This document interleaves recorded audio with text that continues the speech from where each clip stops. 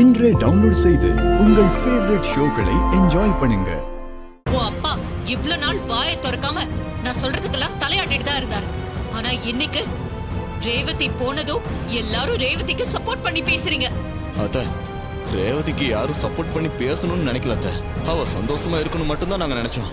போதும், நிறுத்துங்க. இதுக்கப்புறமா அவ சந்தோஷத்தை பத்தி யாரும் இங்க பேசக்கூடாது. இங்க ஆளாளுக்கு ரேவதிக்கு சப்போர்ட் பண்ணி பேசுற ஒவ்வொரு வார்த்தையும் என் நெஞ்சில ஈட்டி மாதிரி பாயுது.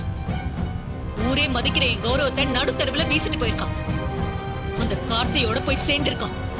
இப்ப சொல்றேன் கேட்டுக்கோங்க, என் பொண்ண அவனோட நான் வாழ விட மாட்டேன்.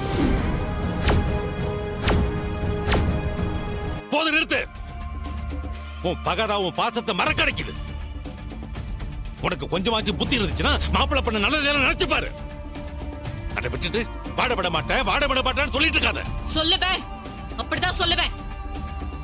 அவன் எங்க குடும்பத்துக்கு செஞ்ச துரோகத்தை நீங்க எல்லாரும் வேணா மறக்கலாம், ஆனா நான் சாகர வர ஒரு நாளும் மறக்க மாட்டேன்.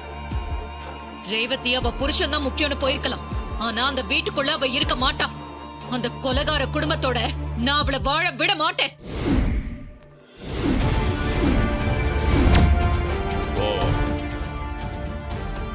அப்போ நான் சொல்றதை நீ கேட்க மாட்டேன். என் பொண்ணு அவ புருஷன் கூட சந்தோஷமா வாழ விட மாட்டேன், அப்படித்தானே? அப்ப நான் சொல்றதை நல்லா கேட்டுக்க. என் பொண்ணு என் மாப்பிள்ளை கூட சந்தோஷமா வாழுவா. அவளுக்கு பக்க துணையா நான் நிற்பேன். உன்னால என்ன முடியுமோ அதை நீ பண்ணு, என்னால என்ன முடியுமோ நான் பார்க்கறேன்.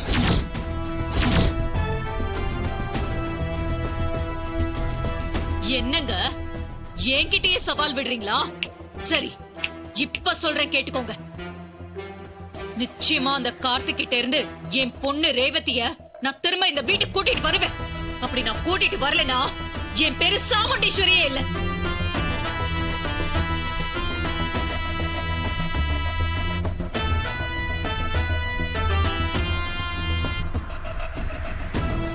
மீசைய முறுக்குறாரு, எங்க போய் முடிய போகுதோ?